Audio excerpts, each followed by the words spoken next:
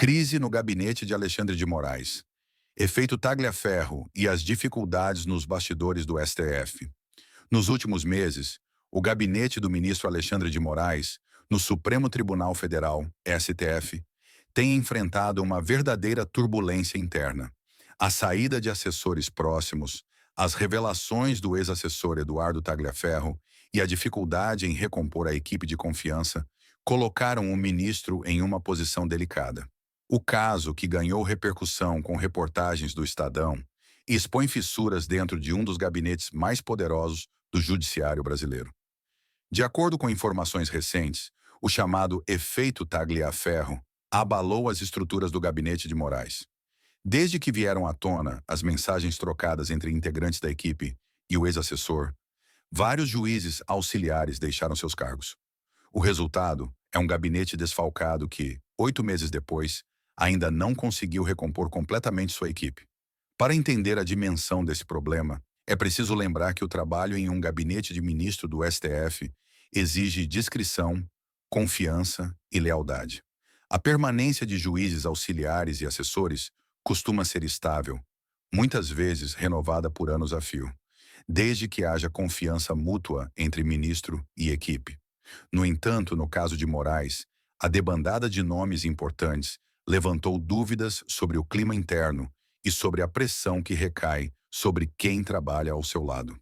As mensagens atribuídas a Tagliaferro revelam que parte da equipe demonstrava desgaste e até insatisfação com a condução dos processos, especialmente em relação a investigações envolvendo redes sociais, fake news e empresários próximos ao bolsonarismo.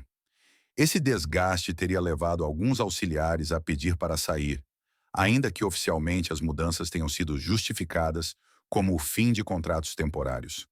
Entre os nomes que deixaram o gabinete estavam juízes auxiliares experientes, como Ayrton Vieira, Rogério Marrone, de Castro Sampaio e André Solomon. Segundo apurações, alguns desses profissionais teriam manifestado desconforto em continuar atuando sob a pressão dos inquéritos que acumulavam críticas da oposição política e até de setores da imprensa. Hoje, a realidade é de um gabinete menor e sobrecarregado. O ministro conta com o apoio de apenas 2 juízes auxiliares, Rafael Tamay Rocha e Luciana Yucfagita Sorrentino, para lidar com uma imensa carga de processos. Vale lembrar que, nos últimos anos, uma quantidade expressiva de inquéritos foi distribuída justamente para o gabinete de Moraes, transformando-o em um dos principais polos de decisões sobre liberdade de expressão, redes sociais e estabilidade democrática.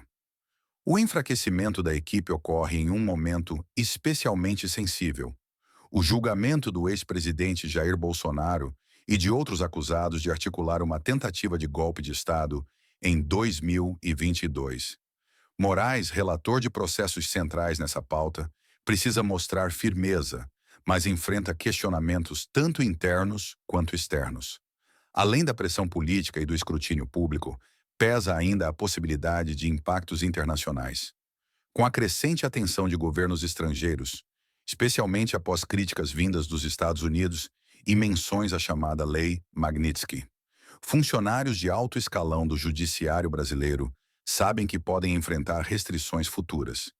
Isso gera receio entre assessores e explica, em parte, a dificuldade de atrair novos nomes dispostos a assumir funções tão expostas. Em resumo, a situação atual mostra que não é apenas no campo político que Moraes enfrenta resistência. Dentro de sua própria estrutura de apoio, a confiança foi abalada e a recomposição segue lenta. O episódio ilustra como crises internas podem repercutir diretamente na imagem e na atuação de um ministro do Supremo. O futuro dirá se Alexandre de Moraes conseguirá reorganizar sua equipe e recuperar a estabilidade necessária para conduzir processos tão decisivos para o país. Por ora, a percepção que fica é de que a pressão externa se soma às dificuldades internas, criando um cenário de fragilidade e incerteza nos bastidores do STF.